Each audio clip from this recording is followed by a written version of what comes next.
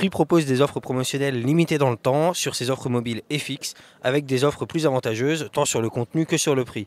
Par exemple, l'accès au forfait à 19,99 € avec 100 Go de data qui passe à 0,99 € par mois pendant un an avant de repartir sur le prix initial. En quoi ce type d'offre vous intéresserait-il?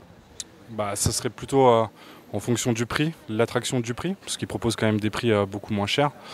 Mais moi je me méfie souvent de ce genre d'offres parce que c'est sous condition, notamment avec Free, si de mémoire c'est plus des offres, ils font des super offres sur les box, mais sous condition d'avoir encore un rabais si on prend un mobile, donc ce qui augmente le temps d'engagement. Donc c'est les offres qui sont attractives au niveau du prix, mais sur le long terme, est-ce que c'est rentable?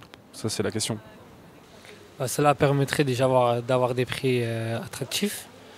Mais une fois que les offres arrivent à terme, je pense que je changerai d'opérateur pour avoir une meilleure offre et avoir des prix plus faibles que j'avais auparavant.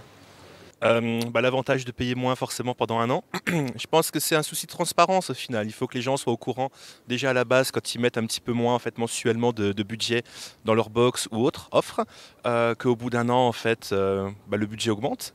Donc ce qui n'est pas forcément toujours le cas. Donc je pense que les opérateurs et autres peuvent jouer aussi un petit peu sur éventuellement le manque de curiosité du consommateur et proposer en fait des offres qui peuvent paraître beaucoup plus intéressantes de prime abord, mais qui sur le long terme finalement compensent un petit peu en fait ce qu'on payerait de plus cher au début et voilà avec un prix plus élevé. Donc je pense qu'ils s'y retrouvent aussi et que c'est un petit calcul pour appâter entre guillemets le consommateur et éventuellement jouer un petit peu sur son manque de curiosité à long terme, on va dire, je suppose. Ah, c'est pas évident parce qu'il y a beaucoup d'offres actuellement et plus il y a d'offres, plus on est perdu. Donc pour le moment, je ne sais quoi vous répondre. Pour vous, il y a vraiment trop d'offres sur le marché pour vraiment y voir clair. Voilà, il y a trop d'offres et c'est vrai que c'est difficile pour un client lambda comme moi de choisir. Voilà. Tout dépend effectivement de mes besoins ponctuels. Est-ce que je suis en fin de forfait ou pas? Est-ce que je suis en renouvellement? Est-ce que mon téléphone est tombé, cassé ou pas? Enfin voilà, il y a aussi une question d'opportunité là-dessus. Donc ça dépend. Ça dépend du moment. Qu'attendriez-vous le plus dans ce type de promotion ponctuelle? Une forte baisse des prix, une offre à vie, une offre enrichie mais au tarif similaire à l'offre classique. Par exemple, Free Mobile proposait un forfait à 8,99 € par mois avec une enveloppe de data à 40 Go à vie par rapport à son offre classique qui est au même prix mais qui proposait 50 Go de data. Qu'est-ce que vous attendriez de ces offres-là? Alors moi j'apprécie ce qui est assez clair au final, ce qui est plutôt simple et efficace on va dire. Donc vous parlez de Free à l'instant, moi j'ai un abonnement mon mobile du coup 19 € je crois par mois, j'étais chez SFR pendant des années avant et SFR moi j'ai quitté à cause de ça principalement en fait, le manque de transparence, des offres un petit peu on va dire éparpillées avec différents types d'offres selon le nombre de clients on a l'impression. Et voilà, moi j'apprécie ce qui est assez clair et quitte à payer un petit peu plus cher par exemple. Moi ça ne me dérangerait pas tant que l'offre est claire et que c'est précis, que ça se fait rapidement. Voilà. Donc, il n'y a pas vraiment de type d'offre spécifique, de type de promotion spécifique qui vous intéresserait plus qu'une autre finalement? Pas spécialement, après ça dépend des clients aussi. Voilà, moi je ne suis pas forcément adepte d'offres promotionnelles, donc voilà. À mon avis, si on veut faire une offre avec un prix réduit, ce serait bien pour attirer le maximum de clients, que ce soit une offre qui soit plus enrichie en termes avec le replay, avec Netflix ou des trucs comme ça, quoi. Des associations, des partenariats. Ouais, une offre à vie, je pense que ce serait bien. Après, des prix faibles, déjà que c'est déjà une promotion, avoir des prix plus faibles, je pense que ce serait déjà compliqué. Mais ouais, pourquoi pas une offre à vie, pas une promotion à vie, mais des prix plus faibles que maintenant. Une forte baisse de prix, ça me paraît effectivement assez simple à comprendre pour un client lambda, comme je vous expliquais.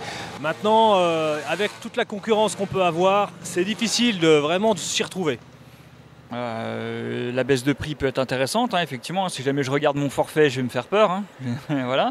Après, les offres à vie, quelles sont les conditions de résiliation, etc. Enfin, voilà, c'est aussi tout ça, c'est important à savoir. Ces offres sont souvent limitées dans le temps, valables par exemple à un an, puis elles repassent sur une offre plus classique de l'opérateur.